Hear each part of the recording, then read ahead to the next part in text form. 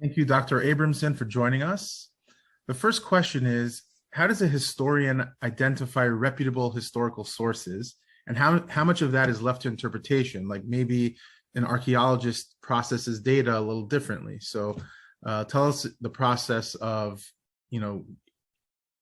coming to your methodology and discovering what is reliable and what is not reliable.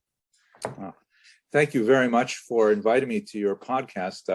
I'm an admirer of a lot of the people you spoke with in the past, and I'm really honored to be included in their number. And I really like what you said to me about the goals of your podcast, so I'm encouraged to try and develop it and push it along its trajectory of excellence. So the only caveat that I usually post on my videos is no hard questions, please.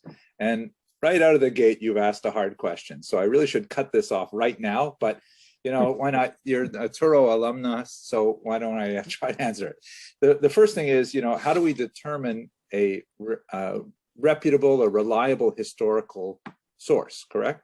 The reality is everything is a piece of historical data.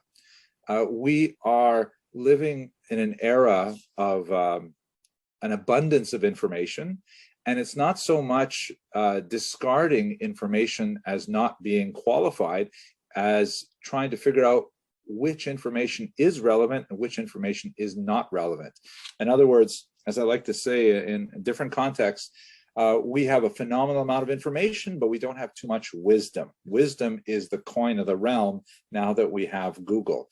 My iPhone right here has way more that's my grandson and my son. My iPhone has more information than the greatest rabbi of history, just, sitting in my pocket, but it has far less wisdom than, a person in the street. And it's up to us to figure out how to differentiate between those two.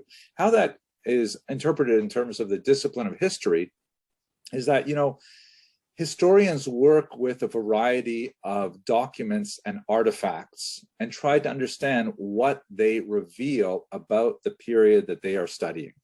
Most commonly we'll work with written documents, issued from official sources like a government or a king or something like that.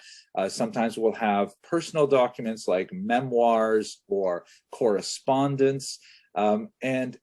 Every single document has to be evaluated, not only in terms of its facticity, meaning is it actually describing what actually happened, but even if it has only factual content, we have to understand what is the perspective and bias of the source.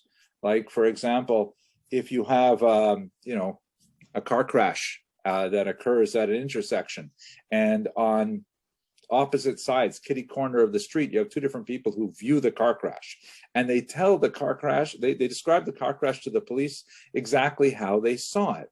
Now, what happens, and that sounds like, well, theoretically they should both be of equal value, right? Well, what happens if one of the people watching the car crash is the brother-in-law of one of the people in the car crash, right? So then you have to think, okay, does this person like his brother-in-law or not, right? So not only the closeness of relationship, but in terms of the desired outcome, that will say a lot about how we evaluate that historical source.